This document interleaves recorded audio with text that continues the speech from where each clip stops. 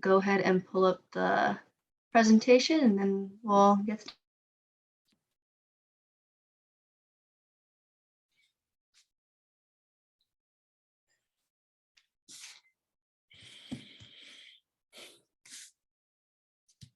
Can you see that?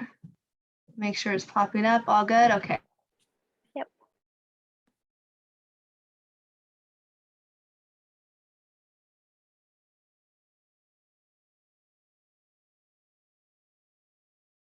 All right. So hello, everyone. Thank you for joining today. I would like to thank our panelists for agreeing to do this. I think you all have really interesting stories to share and advice to give for our young adults who are trying to navigate life right now. As you know, this is our 8 dimensions of wellness. So a little bit about 8 dimensions of wellness. This is a ongoing series where we cover topics like mental wellness, spiritual wellness, environmental wellness. It goes on and so forth. And so this specific workshop today is about educational wellness. So we usually start off by introductions. So I'll start and go ahead and start and then I'll pass it on. So my name is Regina Murillo. I am a peer mentor at FAIHP and I will go ahead and pass it to Serena. Hello, my name is Serena Cuevas, lead navigator at FAIHP, and I work under the Red Warrior Project program. Pass it over to Jeremy. Good evening. My name is Jeremy Aliason. I'm Seminole and Creek from Oklahoma. I currently serve on the board of directors for the Fresno American Indian Health Project, and I'm also an attorney, and I've worked on several college access programs as well.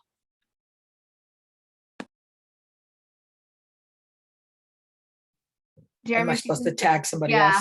else? How about Angela? Hi, I'm Angela Aguilar, and let's see, I attend the health project. My kiddos attend different programs there. And let's see what else. I worked for the state of California for almost 20 years now, and prior to that, I worked for the county. So that's pretty much me. And oh, I'm Choctaw, Cherokee, and Seminole from Oklahoma. And I will pass it to Erik. Dagote, shi Erik Gonzalez, shima ende, shima radamuri. Hello, my name is Erik. I am Mescalero Apache and Radamuri, and I'm happy to be here today. I am the professor of American Indian Studies at Fresno City College. I pass it on to Alexandra. Good evening. My name is Alexandra Gonzalez. I'm co-student at Ohlone. I'm the American Indian Program Counselor at Fresno City College, and I also coordinate the Resources for American Indian Needs program at Fresno City College. Amber, next. Hili hoyo wishnin Amber. Hello everyone, my name is Amber Esquivel, and I am the Outreach Counselor at Fresno State for the Native American Initiative. And I'm also a Fresno State 2-time grad, proud to be a Fresno State Bulldog, and I come from the Picayune Rancho Chukchansi Indians. And I'm just here to offer support and assistance for going to Fresno State. Thank you. Oh, it's my turn. Hi, everybody. My name is, I want to say Hauka Minaway and Yana Regina Murillo. I'm introducing myself in my Kumeyaay language. So I said, hello, my relatives. My name is Regina Murillo. I'm Tongva and Kumeyaay and absentee Shawnee. And I am the TANF program supervisor for Norfolk Rancheria Tribal TANF. I oversee the TANF office up in North Fork, Mariposa. We're opening up another site in Oakhurst, and I oversee the Atascadero office. And so that's in Ohlone territory, Alexandria. So howka, everybody. We'll go ahead and let our participants one of the participants that's on this call today, introduce herself as well.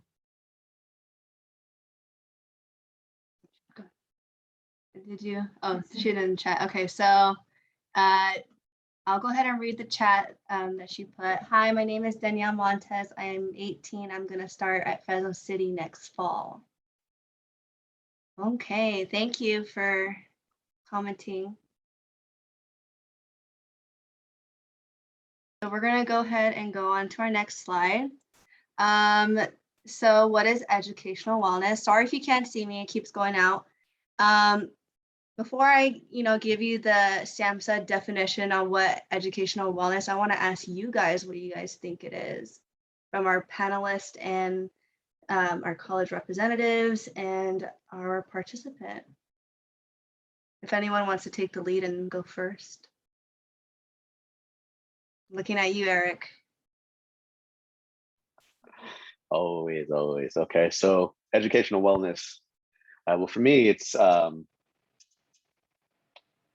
for one, just from my personal perspective, what educational wellness is education working for you individually? Is it working for your, when I say for yourself, is it doing its job? Is it enriching your life with knowledge that you didn't have before? Is that knowledge that you're obtaining, is it helping enrich the lives of people around you?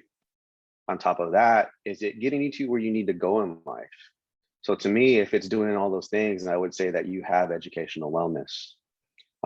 It's always good with educational wellness to make sure that you have a goal set in mind. That way you can gauge where you're at in your journey of wellness or educational wellness, so to speak. So that's my perspective on it. Thank you for sharing that. Does anyone else want to share what they think? I'll chime in. Was? Okay. So I just want to echo everything that Erik said. The other thing that I'd like to say is that that educational wellness for me really is about creating a relationship with your knowledge, whether it's indigenous or whether it's acquiring knowledge. And so I think so many times in our communities, we see the word education or educational, and I think we brace ourselves for it because of the negative history in our communities and how it's been used to kind of assimilate us.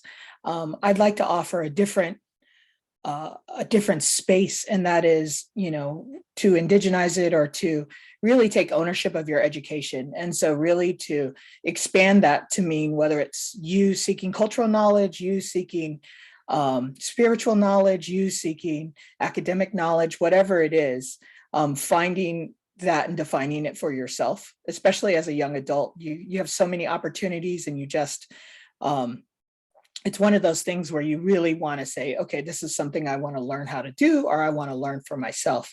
And so that's part of it. That's defining that education part. The wellness part is really just understanding that you're in a relationship with it.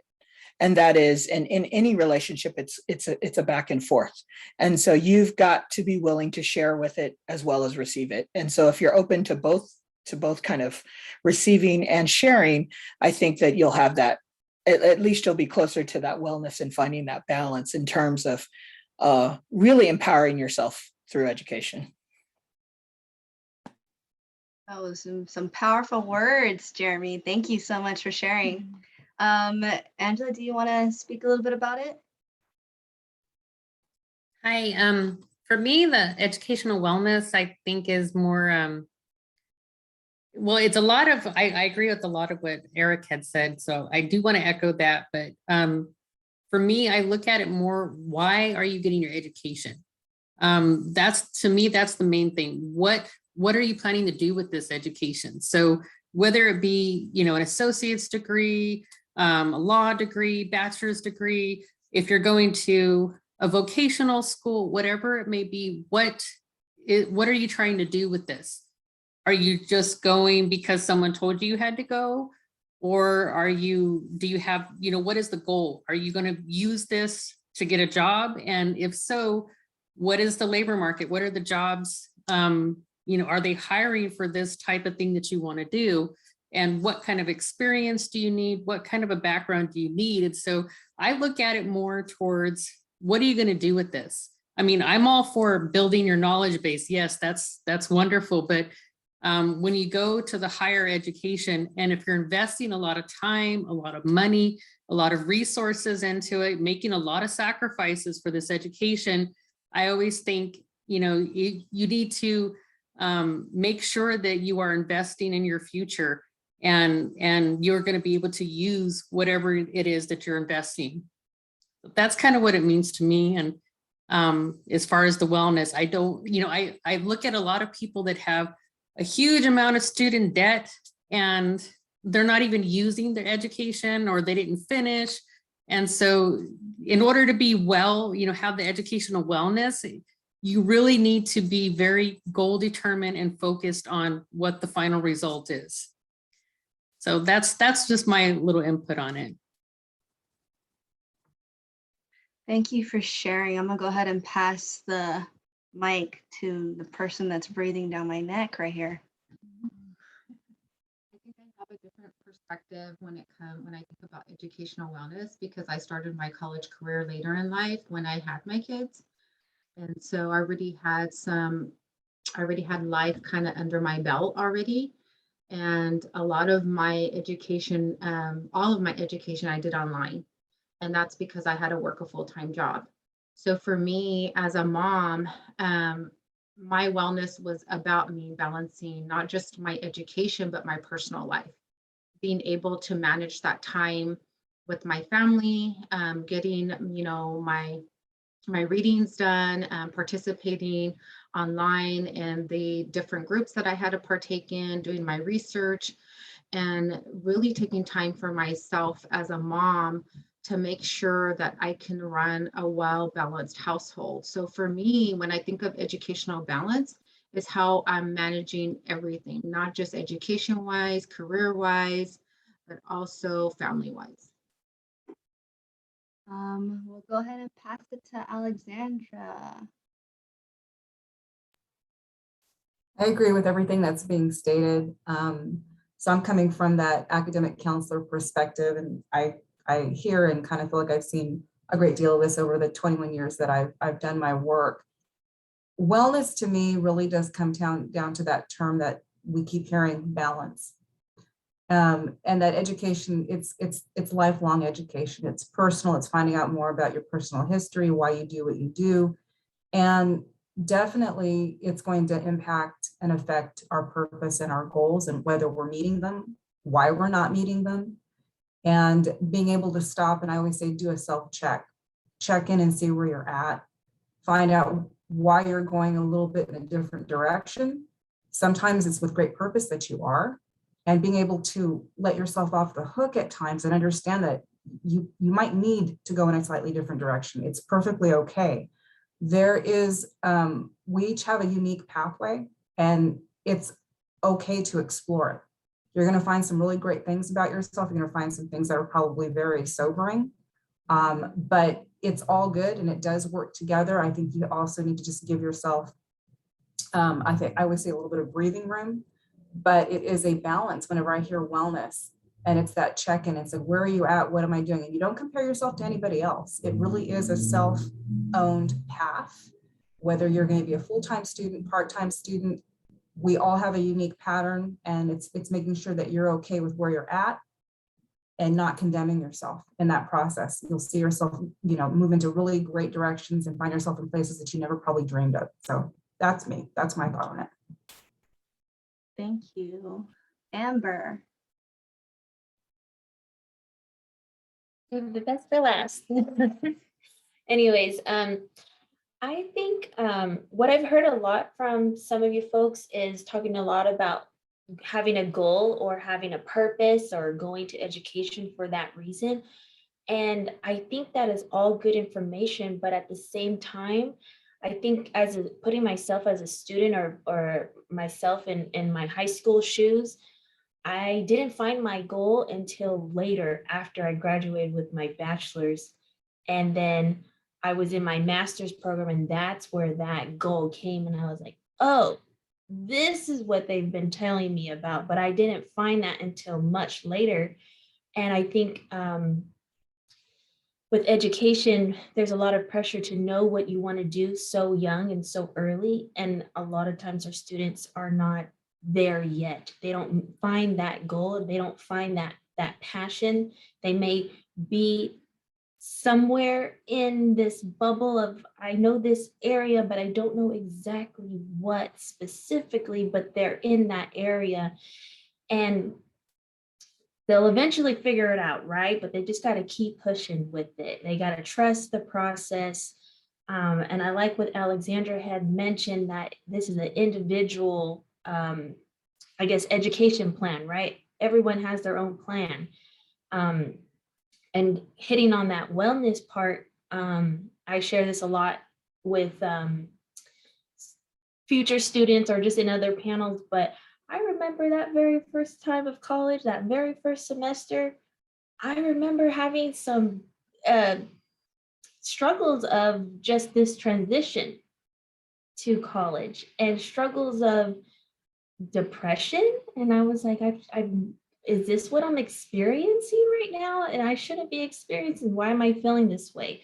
You know, but again, finding resources, contacts, faculty, staff, you know, friends even that are close to you.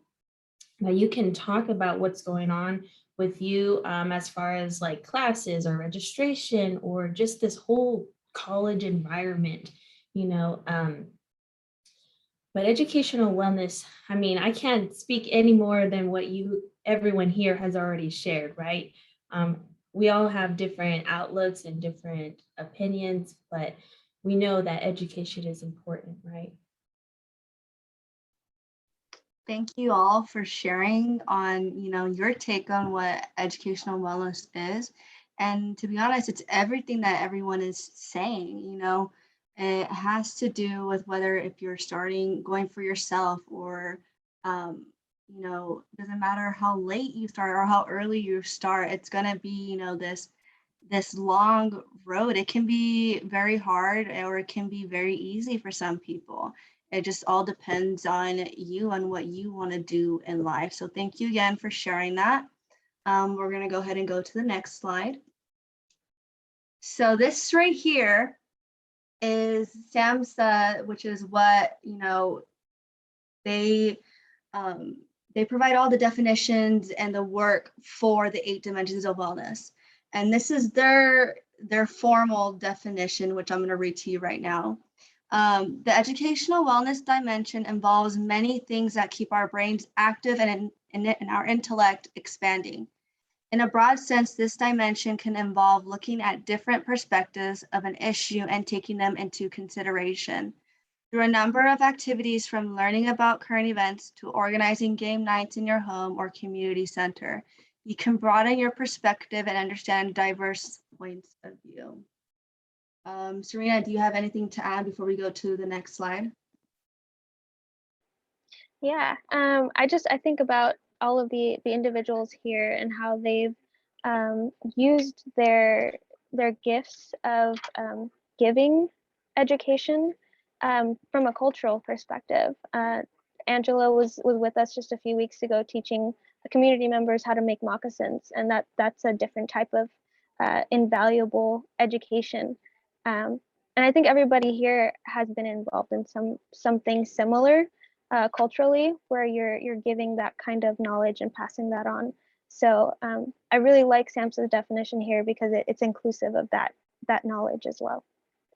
It really, like with this definition, it can mean anything, whether it's just education, going to school, or if it's learning from our relatives, our community members, such as Angela or Jeremy or Regina or Eric, or, having Amber and Alexandra, they've been working with our community for so many years and trying to advocate education, and even them just doing that, advocating is teaching, young people and people who want to come back to school that it's never too late and you can start at any time and point in your life. And that's what I also really like about this definition, is like it can mean anything, really. We're going to go ahead and go to the next slide. So here's our panelists. So as you can see, we have Jeremy, Regina, Eric, and Angela who are going to answer some questions that Serena and I had worked together to come up with, specifically because we want to be able to, as you know, Serena and I were still young adults, and a lot of these questions is stuff that we wish that we had asked, other people. We didn't, for me, I'm lucky to have people like this in the community that are perfect examples of like education or teaching basically. But there are a lot of other people who went to school, but they didn't have people to look up to or to ask questions, and a lot of them found school to be very difficult, and because of this, like, some dropped out and some some graduate, some dropped out. But I really like the set, the powerful people that we have present today, and we're going to go ahead and get into our questions. So our first question, I really like this one because our journey, like, Alexandra said, it depends on you, on what you're doing, on what you want to do. What was your journey like to your education? If any of the panelists want to go ahead and go first and answer the question, you can, and then we'll pass it on to the next panelist. Someone want to take a healthy risk? I'll go first since Okay. For me, it's been a very, I'd say a very long path. And we're talking just within the confines of the educational institutions, right? Like schools and colleges. It was a very meandering path. My path wandered. It wasn't a straight trajectory. And like you mentioned, some students, for whatever reasons, whatever circumstances they have in their life, they tend to drop out. You'll go for 1 or 2 semesters and, you just don't, you feel like you want to, like for me, for example, like I wanted to make money and I didn't feel like I was able to make money to survive while going to school, because a lot of jobs are not really flexible when it comes to those your hours. So I chose to drop out and just work throughout my 20s. And I'll try to go back to school here and there. But I just never felt like I belonged. I didn't feel like there was anything there for me. I didn't feel like I belonged in the institution. I didn't feel intelligent enough to be there. I didn't feel disciplined enough to be there. And so my journey with education has just been ups and downs, where I've tried to do really well and just didn't succeed. Maybe I didn't have the resources at home. I didn't have the support, family support. I didn't have examples in my family. Be the first generation to have received a graduate degree, which is a very big deal. So the way I got there was I found something on accident that made me feel passionate about school. And that's the one thing that I think will help you in your journeys through education, is to find something that you're truly passionate about, something where you get into the class and it just clicks with you right away. There's no negotiating in your mind whether or not you're interested in it. You were right away, And that's what happened to me when I got to the age of 30. I took my first American Indian Studies class, and I learned about a lot of things that we discuss. Something what we're talking about here, right, is just our relationships with educational institutions historically, right? And a lot of things started making sense. And so for me, that's when I was able to get focused. And then I found a community to be around, a lot of other natives that were also focused on getting their education. And from then on out, it was just that's when I began my straight path. And it wasn't with, a decade's worth of in and out of the educational institution. So yeah, it was very, very, how do I word this? Colorful. It was very colorful. I flunked out. I was put on academic probation before. I've gotten Fs. But when I found my focus, when I got to Fresno State, I was a totally different student. And I ended up being a Dean's Medalist nominee. And I graduated at top of my class. So it was going from not even wanting to be in school, not feeling I had a place in education in the institution, that I felt like I couldn't do anything with it. I just wanted to work, make money, and went from going to that to going through education and getting serious, find something I was passionate about, and here I am. So that's my story. Thank you, Eric, for sharing. If you can go ahead and pick another panelist to share their journey as well. Let's hear from Regina. Okay. Let me go ahead and spotlight. I think for me, being a mom and working full time, it was really challenging. A lot of sleepless nights. As a matter of fact, I had RE when I was in the middle of my bachelor's program and doing my finals, you know, having a newborn on your lap, trying to nurse, trying to put her to sleep. And she was a feisty one, you know, she didn't like going to sleep. So for me, um, it was very, very hard, but I knew that every time I looked at my kids, I wanted them to have a better life than what I did.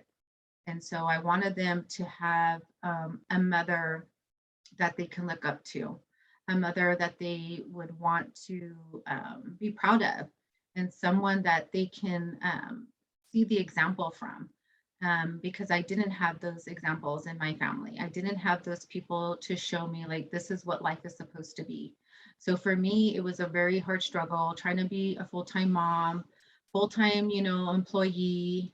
During that time, I was the director of education at one of the local private post-secondary schools. And I was looking over another campus in another town. So traveling, newborn, all that fun stuff. It was really exciting. Really exciting.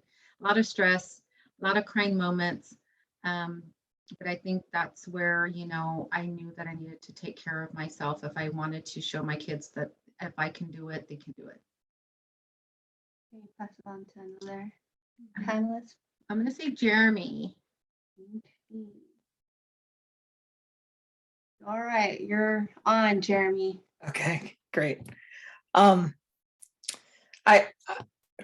do I want to get this? So I guess for me, my journey for education was pretty straightforward. And I guess the biggest thing is I had no idea what I was getting myself into. So I used to tell everybody that I was probably one of the luckiest people you'll ever meet. And I still pretty much claim that. And I'm happy to go down that road with you guys anytime. But I knew I wanted to go to college because I grew up poor. And I grew up in an urban Indian community where basically we got crapped on a lot by the school system, by the city government, by our own tribal government, by IHS, and I was just pretty much pissed off. And I was a pissed off young brown dude. And frankly, the other choice for folks in my neighborhood was you go to jail. You go to jail, you go to the military, or if you're lucky, you go to college. And so I went to college. I was always pretty good at school, so it was an easy thing. But out of my grandmother's 17 grandchildren, only 3 of us graduated from high school. My brother and I both went to college, my younger brother, and he went on a football scholarship. And then it wasn't his thing, but he became a Navy SEAL. So in our house, it was about succeeding. And the problem is we defined that kind of crazy. So we didn't really know. Like always felt like if I didn't get it done by 30, it wasn't going to happen. Like I wasn't in a gang or anything crazy like that, but I just knew I was going to die. And so I knew that I needed to get my act together. And so, but when I went to college, I had no idea where I was going to go. I was going to go to Oklahoma State because they sent me a Christmas card. But it just happened to be that one of the guys on my baseball team, his dad was the minority recruitment director for the University of Oklahoma. And when he saw my grades and he saw, you know, that I had won all these awards because, you know, I was good at school. He was like, well, what are you doing, son? And I was like, I think I'm going to go to OSU, sir. And he was like, well, you need to come down and visit with me. And so then I got a full ride to the University of Oklahoma, which I had no idea what that meant. And I've been working full time since I was 16, since I could get a job, right? Because you had to take care of your family as well. And so I didn't know what I was getting into, but we had an Indian counselor at the University of Oklahoma, which was awesome. And so she told me, you know, I came to her scared with this check. I'd never gotten money from anyone before. And I was like, what do I do with this check, Shannon? And she was like, don't go buy a bunch of OU sweatshirts. This is for you to pay your bills. And I was like, well, where do I pay my tuition? And she's like, you already paid tuition. And I was like, and it was amazing. So, I mean, So, but I still didn't get it. So I got a job at financial aid. There happened to be a Native woman who worked in there who was administrative staff. And she hired me as a work study student. And back then you had a big folder or a big binder. And so she handed me a binder and she said, Jeremy, go through this. And I want you to apply for anything that you think you could remotely write an essay for. And so I wrote essays and I got all this extra financial aid, which allowed me to stop working and focus on my education. I've been really lucky. I had a friend who went to the University of Texas with the Woodrow Wilson program. And he was like, hey, Jeremy, you should apply for this program. So I was like, okay. So I applied for it and I went to Princeton and did their Woodrow Wilson Public Policy Institute. Super cool. I hated it, right? It was like all about solving problems for people without actually talking to them. It was a very ivory tower. I was on the East Coast. Everyone thought Indians had died. They actually treated us like Noah's Ark. There were like 2 Mexicans, 2 Indians, there were 2 black, well, there was more, but there were 2 Indians and the other woman who was actually from Oklahoma too. So I knew I wanted to do something, but Princeton wasn't it. So then I came back to the University of Oklahoma and I thought, okay, I'll be a teacher because this is cool. So I taught English because I was horrible at it. I had a terrible, I love my high school, but it was a really bad high school. And so I wanted to learn how to write. I wanted to learn. So I taught English and I had a job, and greatest job I ever had, hardest job I ever had, worst paid job I've ever had. And like I said before, it was about empowerment. And so I was like, I need money. I can't do this for $19,000 a year. I could pay my rent and buy beer, which was great when you're 9 or when you're 21, but not so great, when you want to have kids. So I looked around and I had had 2 professors who were both Native men and they were both attorneys. And I thought, and so I sat down with both of them. And back then you could go to their office and they had a coffee maker. And so you pour coffee. And so I had to learn how to drink black coffee and be tough. And so I drink my black coffee and I kind of asked them, and they were like, well, what do you want? And I was like, well, I want people to respect me and I want money. And they were like, well, this is one way you can do it. You could go to law school. So I did. I went to law school. It was really, really hard. I had no idea how to study. But I was fortunate to go to a law school where they cared about me. And frankly, they probably just let me in because I was brown and they didn't have any brown people. They definitely didn't have any Indians. So it worked out for me. But they took the time and I realized that once I had that opportunity, I needed to take advantage of it. It was really, really hard. But I got through it. And so that's been my journey. It's very direct, been very driven. But I really felt like I didn't get another choice. I was fortunate. Like I said, school has been easy for me. I didn't have to take care of anyone else besides myself. And so, I'm proud of what I've accomplished, but I also recognize that, so many people have so much more they have to deal with on a daily basis. So I'm going to pass it to, is it Angela who's left? Yes. Okay. Thank you, Jeremy, and everybody that spoke. Let's see. My educational journey was also a long one. And I mean, I think it started back when I was in high school and my upbringing. I was first generation college student. Actually, my mom didn't even graduate high school. So I was first one to even graduate high school at least. And let's see, when I graduated high school, I was on home studies. So I graduated from home studies. I've been on home studies for part of my 10th grade through the 12th grade. And I graduated on time. And going from home studies to college at that time, back in the 90s, was not an easy thing to do. I had no idea what I wanted to do, where I wanted to go, even how to get there, anything of that sort.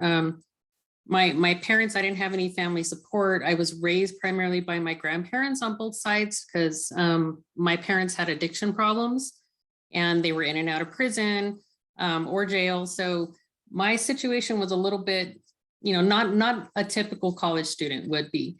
And so pretty much the guidance I got at that time was from a lot of friends and even coworkers. I've been working since I was 14 years old. And that was also one of the reasons why I was on home studies. I worked to support myself. I had my own apartment when I was 16 years old. And through different ways, of doing it, but I pretty much had to support myself. And so I had friends that, helped guide me. And those same friends didn't actually finish school. They didn't finish their college education. I was the one that was determined to go and try to do something because I wanted a way to support myself. And I worked all through college. I started off at Fresno City. I actually spent 4 years at Fresno City and graduated from there with my AA in liberal arts. I transferred to Fresno State, spent 2 years there, and got my bachelor's in social work. And then I did another 2 years and got my master's degree in educational counseling at Fresno State also. And I met my husband at Fresno State when I was there. So that was also part of my journey. I met my spouse there and we've been married since 2004. So it's still going strong. But the whole journey was a very long one. It was not easy. Everything I had and I achieved, I had to work for it. I wasn't aware of any of the resources. Back then when I was, trying to apply to school, how to pay for it, I wasn't aware of it. And a lot of the financial aid I knew to try to apply for that, but I didn't get a whole lot of financial aid because I worked and I wasn't eligible financially. And my grades going in to college was not the best. And even, I think it was my first year of Fresno City College, that was tough because I actually had to go to school and attend in person as opposed to doing home studies, what I was doing when I was in high school. And a lot of the kids I realized at that time, they would just pretty much take the class spot. And a lot of them were getting financial aid where I wasn't. And they would enroll. And at that time, back in the 90s, they didn't have to repay the financial aid if they didn't finish. And from what I understand now, that's changed and you do have to repay it. So back then, a lot of the students would take the seats for the classes I needed. And, they would go show up maybe the first week until they got their check and then they were done and they wouldn't actually withdraw. So here I am, waiting to try to get added onto the class. And it was prolonging the amount of time I had to, get this class and get this done. But for me, Fresno City College was the cheapest way to go, but it took a lot longer to get all of the classes that I needed to finish my education and to transfer on. So it was a little bit of a long journey. And I had my own apartment, supported myself. I had a car, all of this. And I started working for the county when I was 18. I worked in juvenile court. I was a courtroom clerk.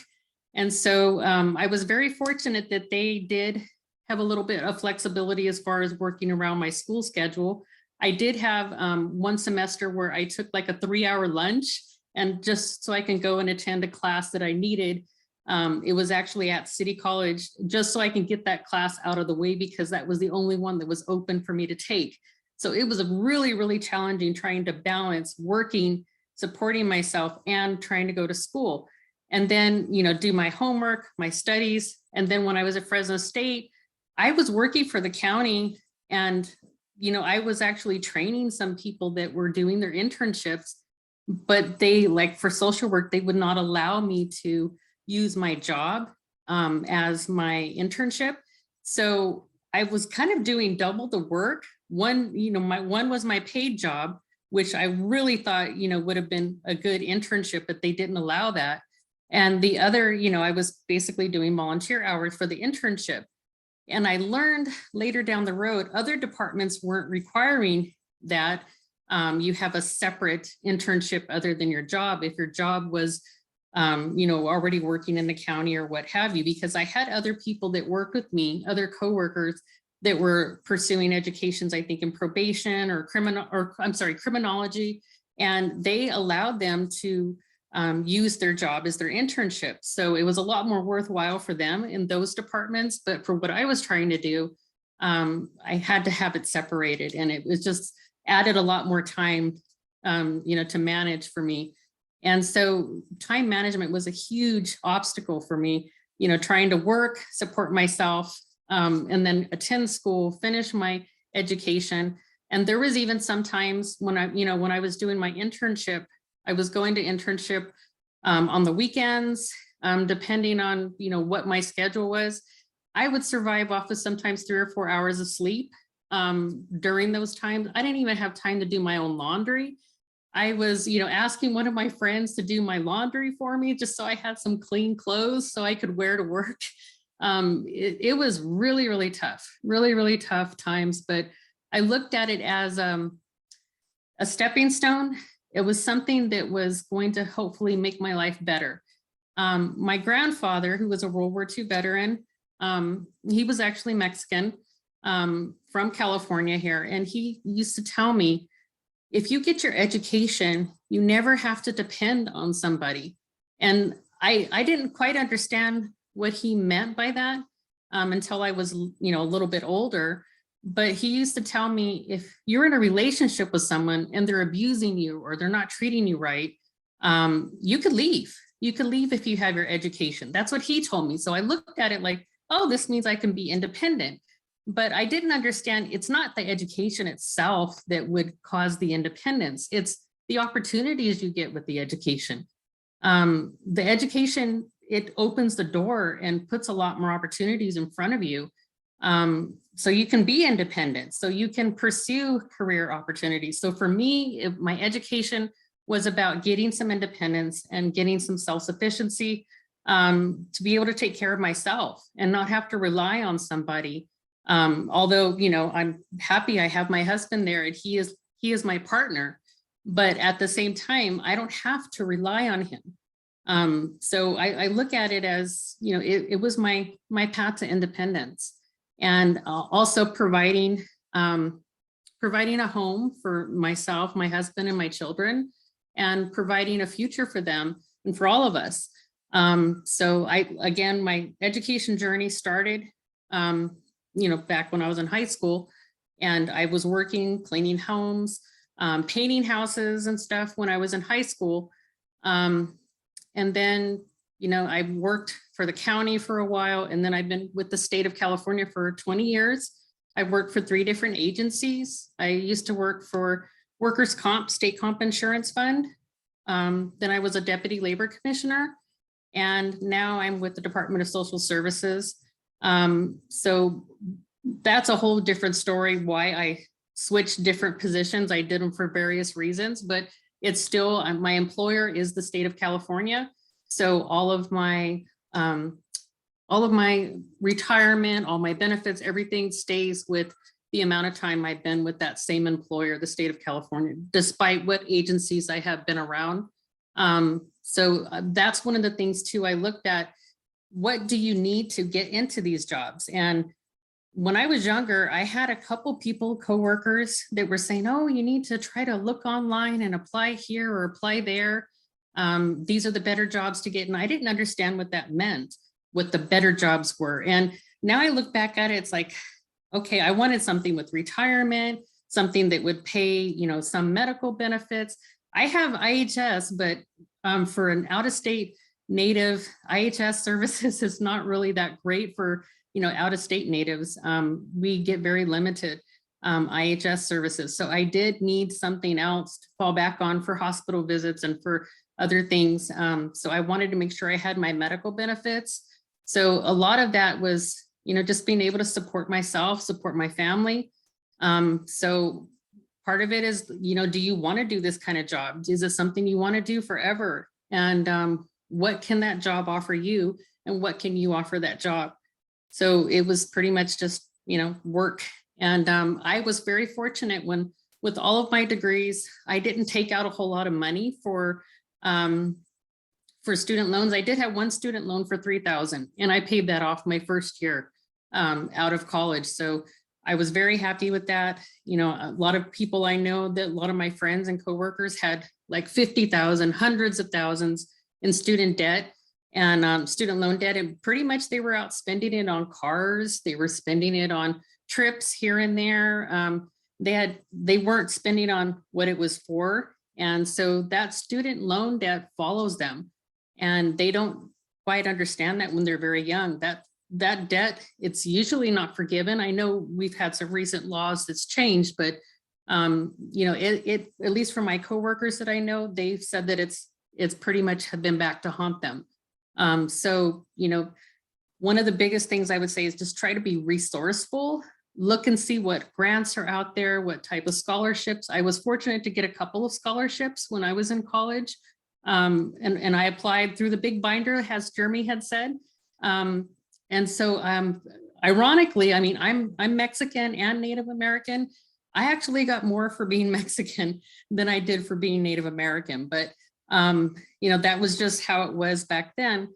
I'm sure there's a lot more resources now, but it's just trying to remain resourceful for what's available to you and how to help pay for your education and make sure that you are investing in your future. So that's it for me. I don't know who's next, if there's anybody else. So we already went to, we started with Eric, we have, did you already share yours? Yeah. Jeremy. I think we've done all the panelists. Okay. So we can go to the next question. All right, let's go ahead and go to the next question. Can you talk about obstacles you face, which you guys have, if you can elaborate more, if any, if someone wants to take a healthy risk? I'll go ahead and start. Okay. And I mean, and I'm sure that you'll hear the same things over and over. So I guess the biggest obstacle that I faced along my journey is really kind of isolation and loneliness. And I think that a lot of young people will experience that, whether they're in the classroom or not. I spent a lot of places where I was the only Native American, the only poor kid, there were a lot of onlys. The one thing that I learned from my grandparents was that you find community, and if you can't find community, you make community.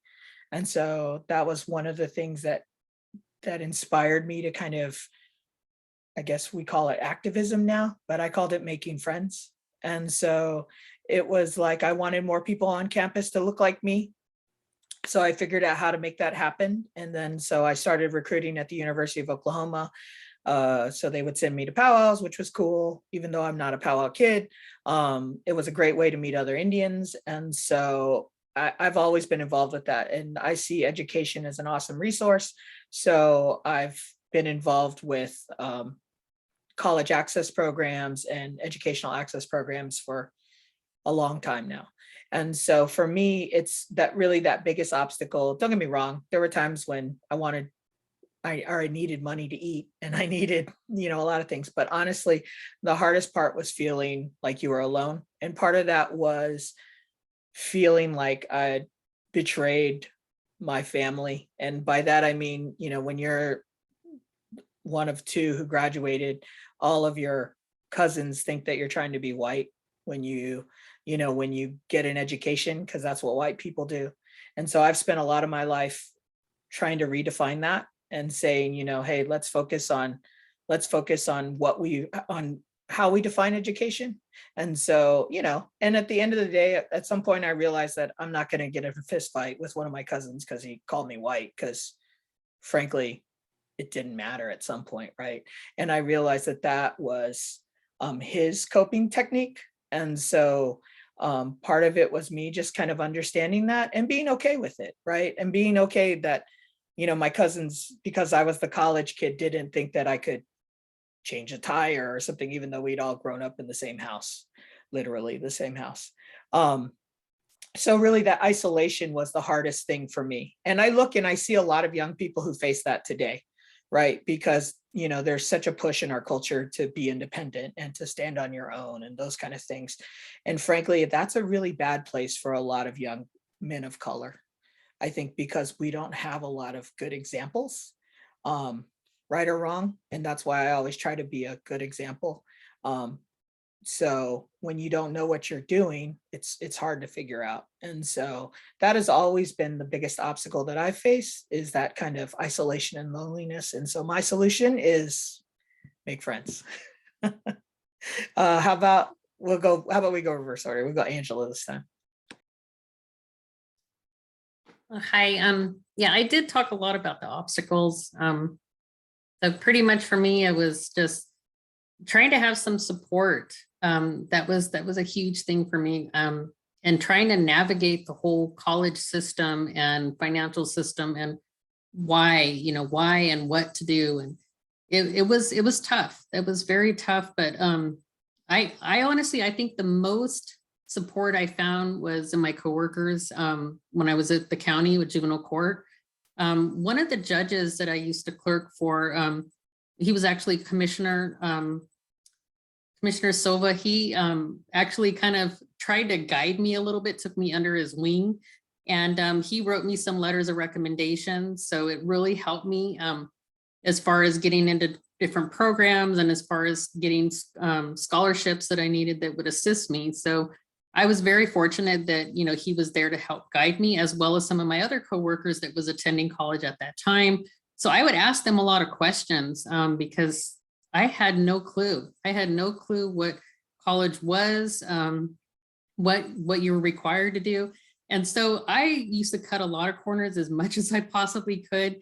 And I remember when I was at Fresno State, I know actually even City College, some of the books costed more than the tuition. And I think I had one class, the books were like $350. And I went and bought the books, and I photocopied all of the stuff I needed from the syllabus. I know this is bad to say that, but that's what I did. And I think I spent like $25 on the photocopying of the book, and then I went and returned it back because I couldn't afford to keep that book. I couldn't afford it. And so that's what I did. I photocopied the books, the portions that I needed, and that's what I had to do to survive. You know, I just got really creative on how I was able to get by with a lot of stuff. But it was pretty much just the support from, like I said, coworkers and friends. I didn't have family support. I didn't have any support at home. And it was just, I was very blind going into it, but I'm very thankful for the support I had in the workplace and my friends. So, but I shared with you my other obstacles and, you know, a little bit earlier. So I will pass it on to Regina.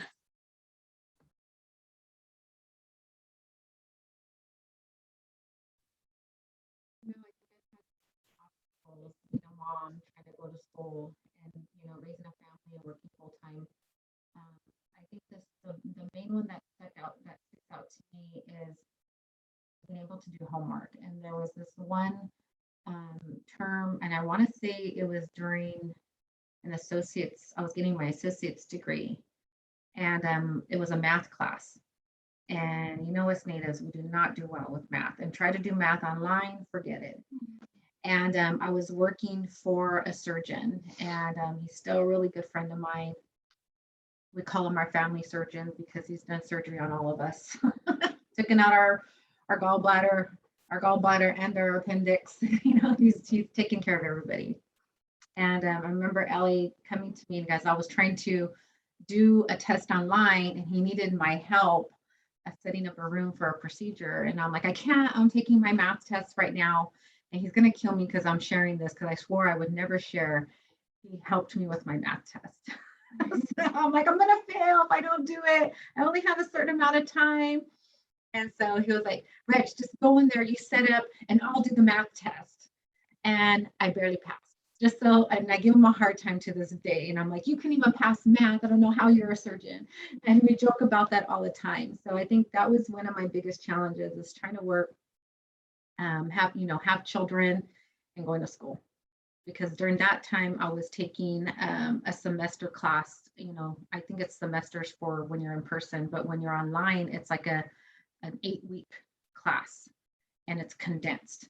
So it was very difficult. So bless him, I talk to him every now and then, and he still gives me a hard time about math, and he still says I owe him for helping me pass my test. So I think that was one of the biggest challenges. Eric, check it out this one. So I'm going to take a little bit of different route than the other panelists and talk about like a combination of things I faced in academia, like while being in school, but also too outside of school, because a lot of those circumstances do affect, I think, a lot of the people that are going to be listening to this, right? So for me, I'll start from outside.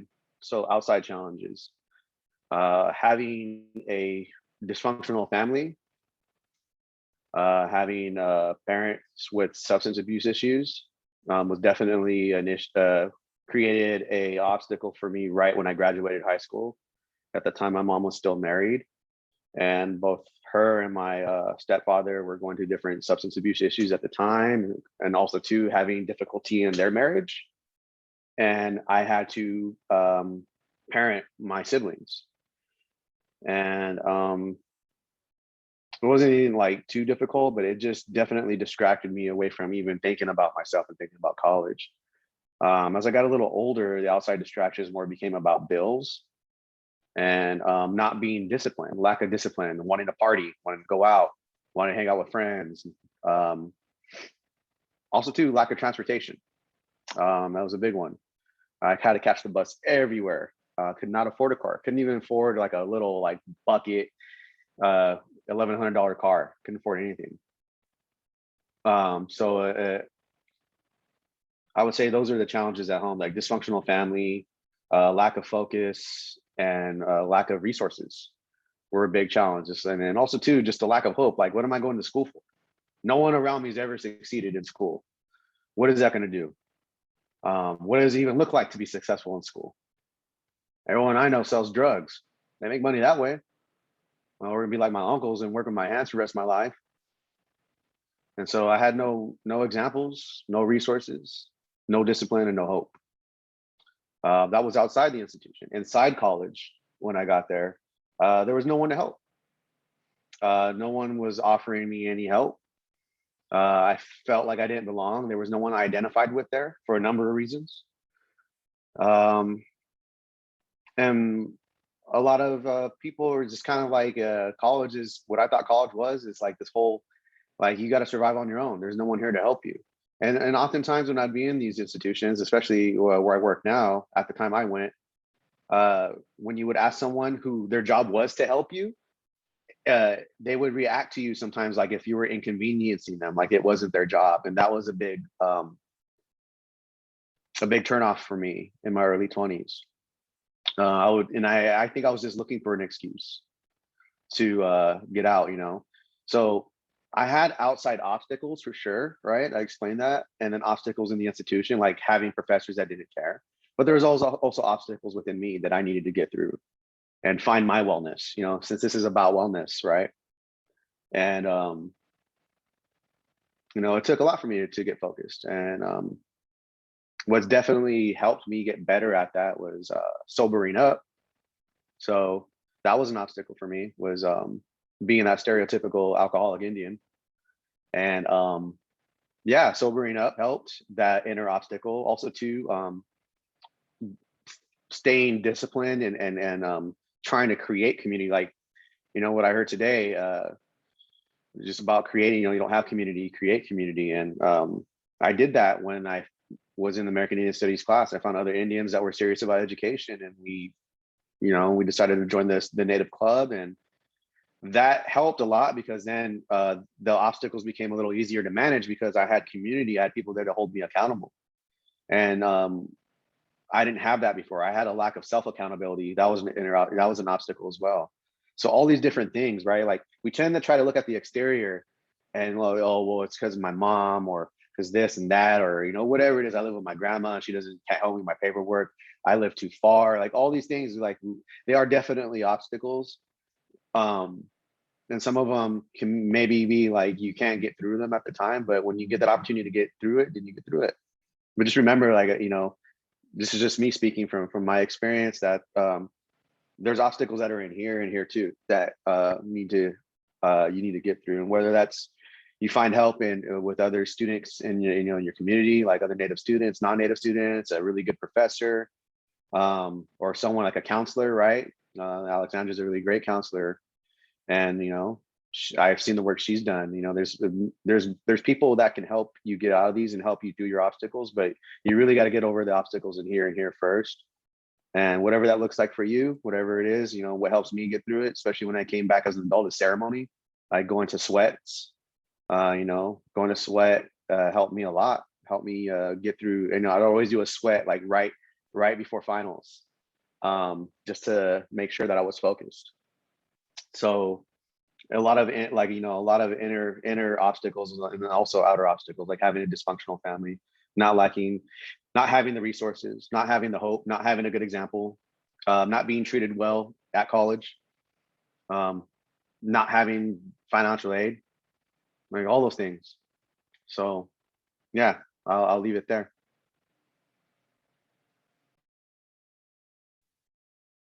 For sharing a little bit more about the obstacles you face. I'm not gonna lie, I get a little emotional hearing it because I connect a lot of it that you guys were saying. I'm going through some of it a lot even now, especially because for me growing up, independence was always like how you were supposed to live your life. I saw it with my parents, I saw it with my older siblings, I saw it with other relatives, whether it's my cousins or aunts and uncles. Like that was the way we lived. And for me, my parents try really hard to help me, and they always tell me, like, if you need help, let us know, we'll help you. But I hate asking. I hate asking because I've always seen them do it on their own. So I feel like this pressure that I put on myself for me to do it on my own as well.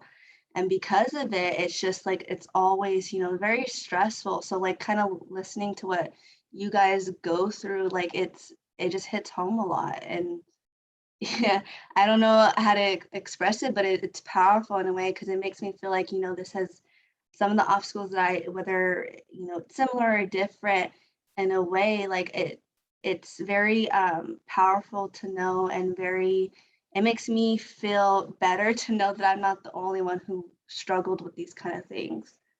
Those who, went to school before me or are, currently my age that are going to school with me, that I'm not alone. That it's fortunately it's kind of the normal for us to have some sort of obstacles, because in a way it's like it's kind of like trying to decide if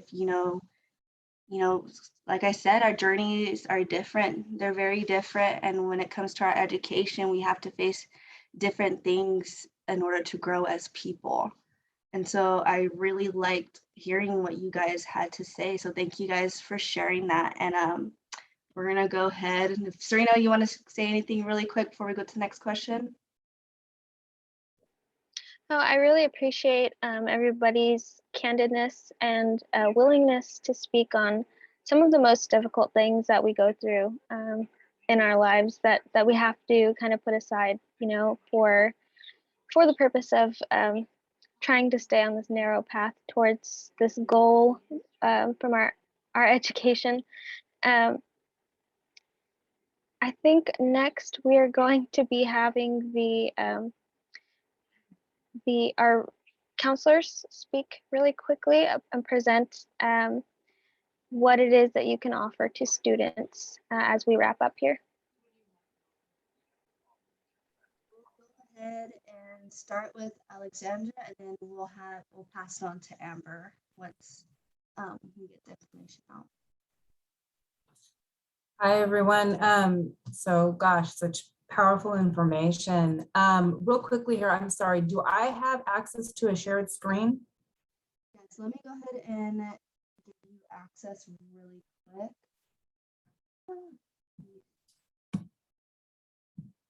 Trying to figure out how do I do this.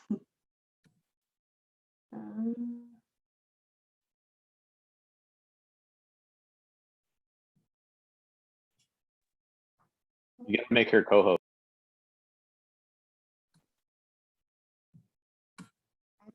co-host because it doesn't give me the option to make you co-host. So whenever you're finished, if you can pass it back to me.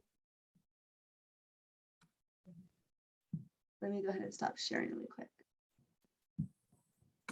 Are you able to share? Let me see. Yes, thank you. Okay. All right. I'm a visual person, so this just kind of helps me out. I'm sorry. So I'd like to kind of just go over the American Indian program that I work on and want to share that with y'all. So this is going into its 6th year of this program, and it's the Resources for American Indian Needs program. It's the RAIN program.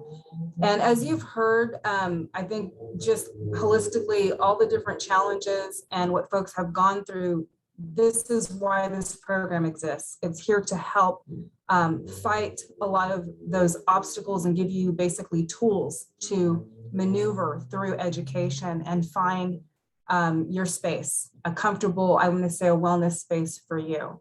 So this is a learning community that was created after we do have other programs that have existed for many years with other ethnic backgrounds. And ours started in the fall of 2016. And we basically have, I oversee it. I'm the academic counselor. I'm actually one of your instructors. I prepare you for whatever goal you have. And I literally mean any goal you have. If you are very interested in doing a short-term program, something that maybe would be more long-term, considering maybe you want to transfer, I will basically assist you in any area you wish to go to. So it's really, it's your playground, let's put it that way. You develop peer support because you go into this program and it's a learning community. And what that basically means is you're going to actually be placed in a couple of classes that other students that are also of Native background will be in as well. You're going to share that same space. So you get enrolled into my counseling class. You're going to get enrolled into Professor Escovedo's American Indian class. And we do have a set aside English course that is also taught with Native American content. And of course, any other courses that you're going to need towards your specific goal. The classes that you're taking are all going to work towards your general education, which is needed for a transfer purpose. So everything is done with thoughtfulness that you will utilize it for whatever goal you go into. And then of course, in that process, I'm going to make sure that you are taken to and know where to access the tutoring on campus. You will have other peers that you're in the same class with doing discussions, doing activities, and you're going to get to know other students that have similar goals, interests, backgrounds, and differences that you're going to be able to fellowship with. You're going to get that assistance with financial aid. So I will take you through that process and I will make sure that you are connected to the right folks. If I don't know it, I go through and I hunt that information down for you. You are my only student, so you get a lot of one-on-one with me as your counselor. I see you once a week, and just in a bigger scope, Fresno City College, pre-pandemic, we served 30,000 students.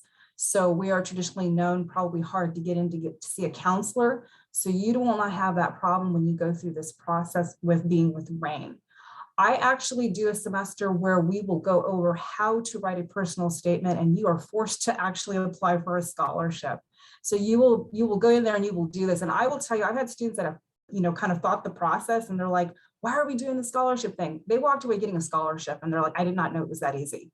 So you will learn these tools to take them wherever you wish to go. I write a lot of letters of recommendation. I'm happy to do that for my students.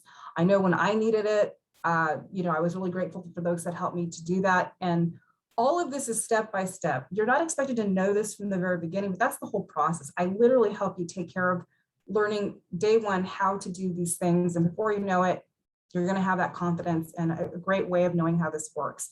We do a little bit of career exploration. A lot of folks kind of have an idea of what they want to do. And because of how the college process is set up, you are actually forced to actually declare a major, even though you may change it. And the odds are you're going to change it. And that is okay. And I work with you on that process too, to make sure that you understand how you would go about doing that. It's very easy to do. There are a variety of American Indian programs and activities. We partner up a lot with the Fresno American Indian Health Project. I have a collaboration with Fresno State University, a lot of different community events, different tribal events. There's plenty that we get to do both on campus, off campus. And I'm a co-advisor for NAISA, Native American Intertribal Student Association Club, that is very active, always doing some really great stuff, coming together in a good way. We have a myriad of variety of different types of field trips. This was pre-COVID. Obviously, as we come out of that, we'll probably see what more we can actually do. But this can range from potentially doing campus tours to doing local visits to like the Mona Museum. At least this was done prior to COVID. So it's basically a family network. And I work with you for 2 semesters. I actually work with you after that, but for 2 semesters, you're basically going to be taking one of my classes. And you'll be taking an American Indian class as well, and along with whatever courses you need. And I am actually trained to work as far as I'm a generalist counselor, any major I can help you out with. So anything that comes up, my job is to basically dig, find out, and I'll get you an answer. I help you through the process of applying for graduation. I get you connected with other programs on campus. Another program I partner with is EOPNS, which additionally helps to pay for the cost of books, also pays for your cap and gown, all the cool things when you get to come to that ultimate ending of finishing what you've started. Most of my students start off, quite honestly, not knowing if they can even do their initial starting point with a degree. That's fine. That's usually how it starts. And I kind of tease them, said, well, let's just kind of get you going, maybe just a certificate. And before they know it, they're knocking that out. Before they know it, they're doing the associate's degree. Before they know it, they're like, okay, I'm ready to graduate and go to Fresno State, I think.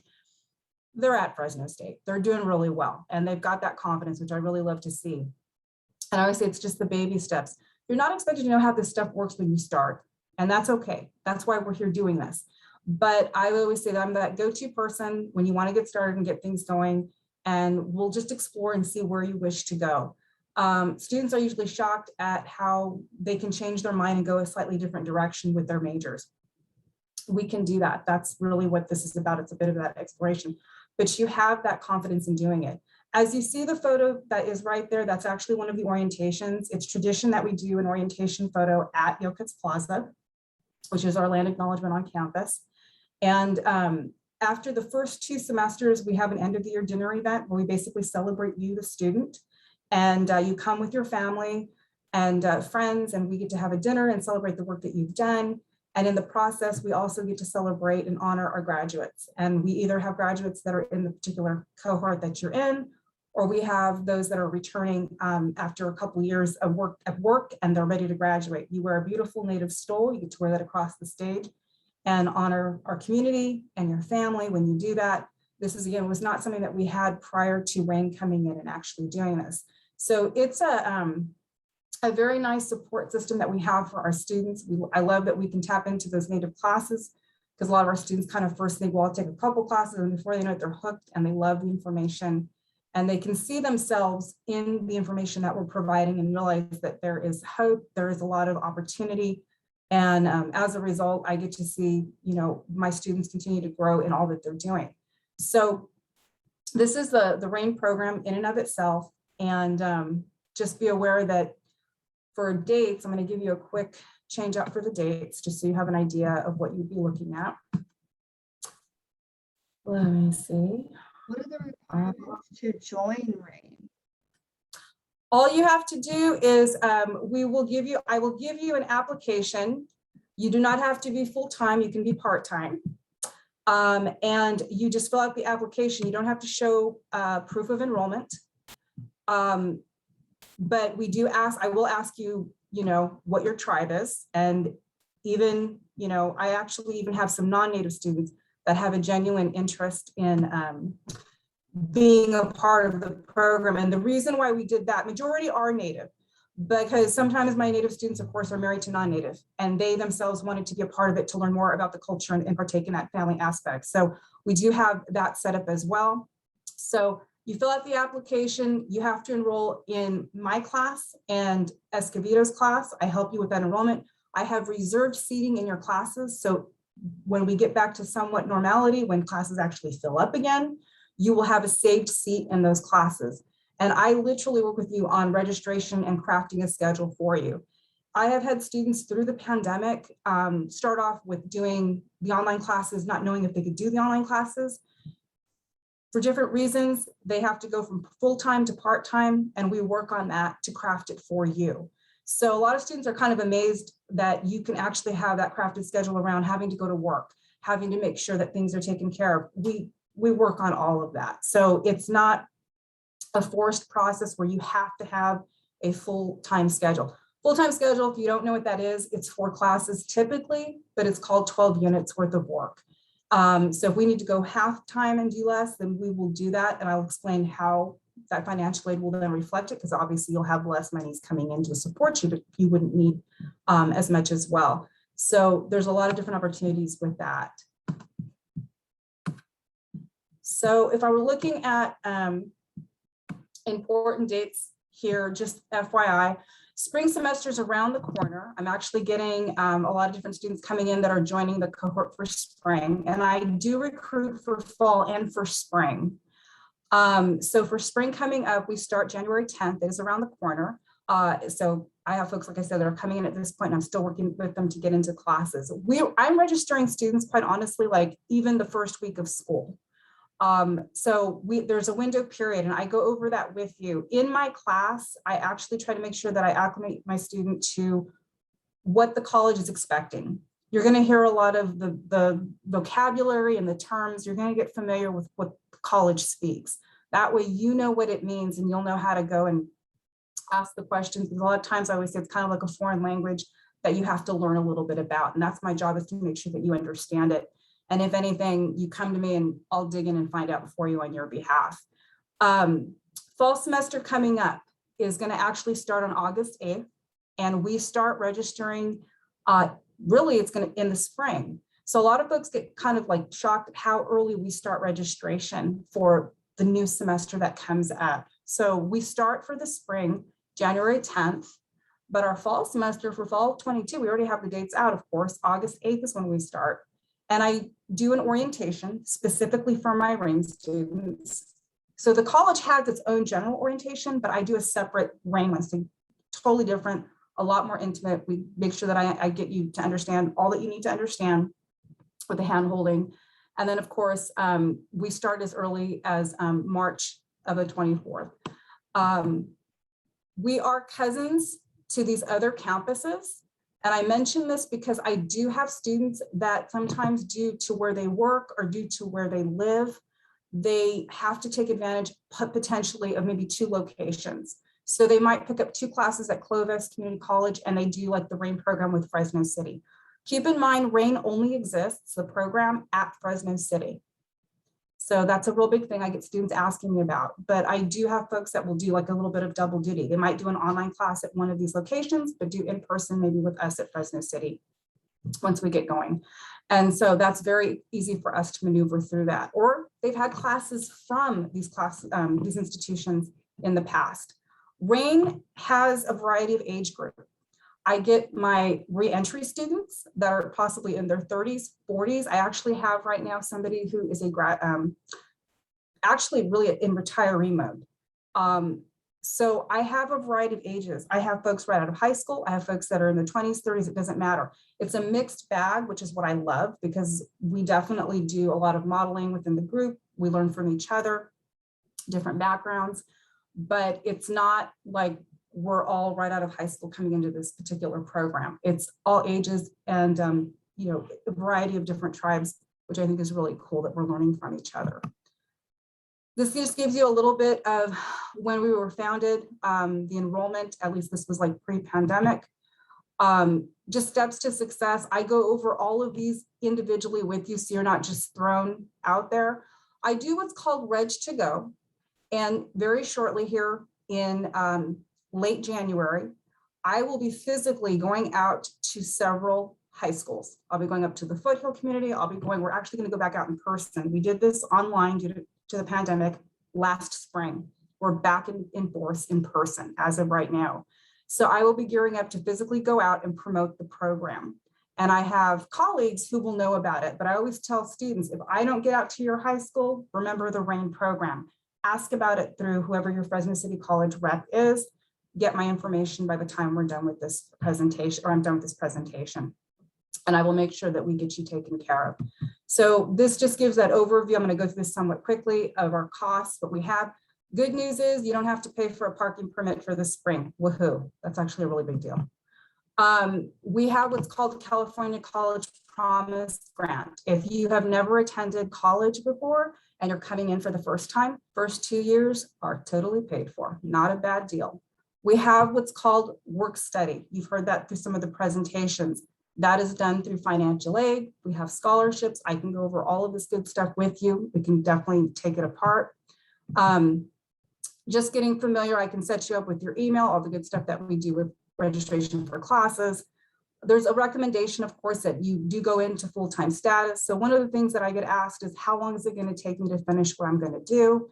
I will go over with you what's a very thorough, what's called a SEPC. It stands for Student Education Plan, but it's going to be comprehensive. I literally map out all of your classes through this computer program. You get a copy of it for whatever major you're wanting to do to the point that you graduate. So you will never be able to say, or you could, but hopefully you won't, what do I take next? And I meet with you every semester to go over your plan, to alter it as you see fit if things were to change personally. But you always know what you need to do by the time you're done. You're never left hanging.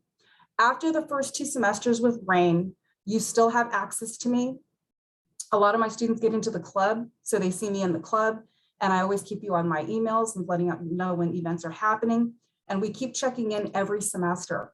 And that's really what holds, once I would say we take all the training wheels off after you finish RAIN 2 semesters, and then you more or less know how the whole, machine works with Fresno City, but you always know where to go to contact me and we'll work from there. And then we finish up, make sure that you graduate or complete whatever goal you have, certificate, associate's degree, or perhaps you're going to do that transfer. We have a variety of tutorial services, both online and in person. We have a really good staff that runs all of this with even technology. We do provide rental for a laptop, or I think we even have iPads and what we call MiFi to provide you with additional service for internet service. So these are things we can talk about and helping you set up appropriately. And again, these are just other counseling programs that we have for single parents. We do have childcare assistance with tutorial, and we have a career employment center. I can go over all of that good stuff with you. Different policies, of course, I'm going to kind of go through here to the very end. That pretty much sums up, I'm going to say, the RAIN program in and of itself. A really cool program. And one of the things that I kind of just remind students to do, and I think you've heard it with everybody here, it is a balance. It's a balance of everything that you're doing, but it's also making sure that you have those folks to connect with. You're going to find that our faculty are really friendly, really pretty good to work with. Some key folks, especially with RAIN, because we know that we really want to be there to help you, support you in whatever you choose to do. I always say bounce ideas off of us. If you're having a tough day, especially as we go back to campus, it's going to be nice because hopefully we can be able to go and have a cup of coffee on campus and just say, what is on your mind and what's going on? I get that right now, but through Zoom. So a lot of times my students want to contact me and say, hey, I've not been, I kind of fell off the wagon here. Can I talk to you about what's been going on? That is really what this is. It's about discussion and having, I want to say, a sounding board. We'll hear you out. We'll help you just kind of have, more outlets of what you can do and possibilities. So it's a really cool setup in that way. And one more thing I'm just going to share with you just to kind of go into, let's see here. A lot of folks kind of wonder about how do we manage the time frame? I like to kind of share this with my students and see if I can get this up to a bigger screen. So this is an example schedule. And I actually do, I do like a little segment with my students on time management to specifics. And I have provided in the past and continue to provide what's called an agenda, or people have different names for it. And you can either do this through an electronic format, but I like the good old fashioned hard copies. And in class, we actually pull this apart. And as you can see, this is a schedule. This is a weekly schedule. And I always tell students, let's look at your schedule. Let's look at what you have Monday through Friday. Let's look at your time frames. Let's map it out. And then let's look at what time literally you get up in the morning, get ready for school, breakfast. What's the time frame? How long does it take you to get to that first class? How are you spending your hours? A lot of this, as daunting as it sounds, is going to really help you with figuring out how to take care of you personally, having to have that educational wellness that we talked about at the very beginning. If you have a part-time job, if you have multiple things that you need to accomplish, visually seeing what your week is going to look like is going to really help you in the long run to know how to take care of yourself where you don't get burned out. And I know everybody pretty much kind of does at a certain point. I have certain things that I've implemented within my class to kind of do self-checks that I even, I utilize through my own work with Fresno City, work with American Indian Health Project. But I always say, that's why it's good to be a part of our club, the club for NAISA. It helps to kind of de-stress you and get in there and do some fun activities. But doing the schedule really helps. A lot of times I always tell my single parents or just parents in general, my students in general, sometimes it's actually worth getting up 6 o'clock in the morning when the house is quiet and having a cup of coffee and thinking, okay, let me breathe. Let's see, how am I going to accomplish my day? And it's worth getting up when you don't have all that noise around you. So it's something to definitely look at. I encourage my students to look at a schedule, look at what you have as far as projects go, so you don't get into that burnout mode, and try to avoid that. And that's really one of those things that you adjust when you first get into college. I always say, your first semester grades are not that pretty. Second semester, it gets a little bit better. And then before you know it, if you stay with it, I always say you become the master's student. You have the tools. It's a matter of pulling them out. And then we highlight them, we perfect them, and you'll see that it's worth it. And like I said, every journey is a little bit different. You do not compare. That's not what we're here to do. So that's the beauty I like about this community college. I literally have one student who already has a master's degree in retirement, but she wanted to come for the American Indian Studies degree because she doesn't have it. And that is her background. And she said, I got to come, I got to do this. And I know I'm going to put it to good use. And she's been kind of, I want to say there's almost like a renaissance of what she wants to do. And she almost wants to think, maybe I shouldn't be retired. I've got ideas now. So you never know what you're going to do, and you're never going to not know who you're going to meet. But I think this is a great opportunity to meet other people that have that same focus and that same background and have a desire to succeed. So any questions on the RAIN program? I'm just gonna say that program sounds so awesome. I wish it would have been there when I was there. It sounds awesome. So it sounds like you're doing a lot for the students there, and very much appreciated. Thank you. You're very welcome. And I will say that it came for me, it was kind of birthed out of a lot of things that I had seen provided for others, but not for us. And I got a little agitated at the whole thing. And when it came across my plate and everything, of course, aligned beautifully, I went after it very much with that strength of just saying, no, we deserve it.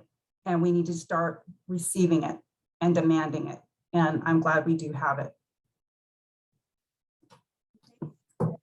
Alexandra, for sharing that information about RAIN. It's very beneficial, especially because I've been in it before, and it's helped me. Alexandra's still my counselor, and I meet with her from every time to time to talk about, how I'm doing with my, SEP and where I'm at. But thank you again for sharing. We're gonna go ahead and move to Amber. Let me go ahead and reclaim host really quick. And then Amber, do you need to share your screen? Because I can make you a host so that you're able to do so. I think I'm okay. I am just going to put in the chat. Okay. But I just wanted to, share, speak with everybody here as, the audience. But I love Alexandra's program as well, the RAIN program, because as Angela said, I'm pretty sure many of us have gone through our own experiences, but that program would have been so helpful for us, going through college, because I think one time or not, if not many times, we don't have someone that we can lean on as a Native person to help us through this process. So Alexandra's position, my position, are positions that have been created to now help these students get into our campuses and et cetera, et cetera. So I often work with Alexandra as well. She invites me into her classes to talk about Fresno State, to talk about the transfer process to our campus. And I really appreciate that experience as well, because I'm able to speak with students who are either thinking about Fresno State or maybe not yet, but then they turn around and they're like, hey, there's someone over there at Fresno State that I can tap on and connect with. And so I like to extend that service to those students and then just get them familiar with our campus. So it's a little bit of building that bridge between each of the campuses, because you might have already been familiar with Fresno City and all of those staff and faculty. And then now at Fresno State, we have a whole other campus and many other offices and contacts. And so a lot of my job will be helping that transfer student. As I see one of our guests is going to be at Fresno City. And so the first thing I thought of was, okay, in 2 years, I'll see you at Fresno State. And getting you all the deadlines and contacts and things like that that you need to, again, become a Fresno State Bulldog. I also work with K-8 students as well, high school students.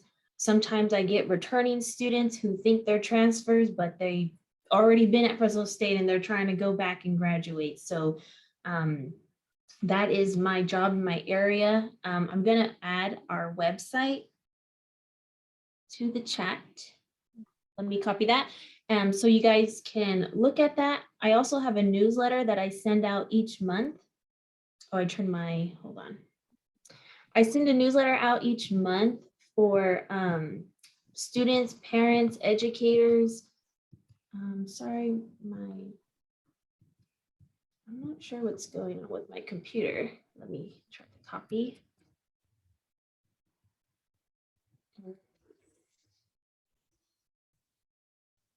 But my newsletter is for students, parents, educators, community members, pretty much anybody who wants to see what sending out about Fresno State. It is for our new incoming students, but then I try to tie in like, hey, like there's Fresno State basketball games that are going on, like check those out. There's tickets on sale, and trying to give that information as along with community events that are going on, and then any other announcements that I have.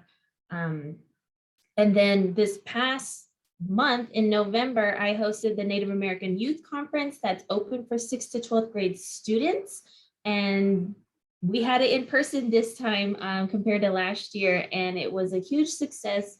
So many students enjoyed the conference, and the conference is all about promoting higher education, right? That's our first and foremost thing, is that we want to bring students to our campus, get them on here, get them in a campus tour, get them in a workshop with, you know, a presenter talking about whatever their focus is. And then at the same time, we want them to have fun, right? And consider going to a higher education system.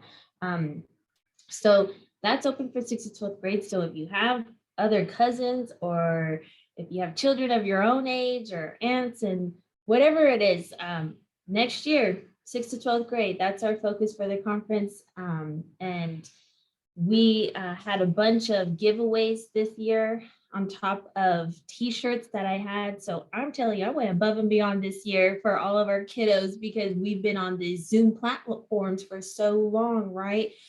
So bringing them back in person and just doing all that I can for them to have them experience, you know, coming back in person pretty much. And I've gotten a lot of compliments and thank yous. Thank you. You did such a good job. Thank you. But it was not only good for our youth to gather again, but it was good for our adults, you know, our chaperones who haven't seen each other in so long. And it's like, hey, you know, how are you doing? It's just like bizarre to see each other because we've been on Zoom for so long.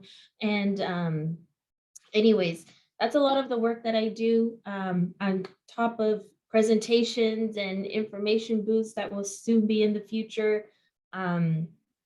But yes, my contact is on the website, so you can definitely call me, email me. Parents are welcome to call and email me for questions as well. Emails and phone calls are always open, so don't hesitate to reach out to me. Any questions? Again, I'm open to chat. What I'm hearing is I can go to the conference next year. Yeah. So, has it come Right. to that? It feels just yesterday I was 17. Oh, no. Yeah. Thank you, Amber, for sharing that information. It's very helpful. And, we're very, as a community, we're very grateful to have you and Alexandra, to be able to connect with our, youth and, our community members in general when talking about college. And, it's funny because I've seen Alexandra and Amber since, I was in 6th grade going to the conferences, and I've been, I've always seen their faces, but I've never really, had to sit one-on-one with them until it was time for me to, start figuring out what I wanted to do with school. And so it's kind of crazy to be able to be on this call and, ask them to speak about it when it feels like just yesterday they're recruiting me. And so I think it's very awesome to see you guys and hear you guys speak a lot about this. All righty, so we're gonna go ahead. We originally had a couple more questions, but because of time, we're gonna go ahead and end the call here. So let me go ahead and stop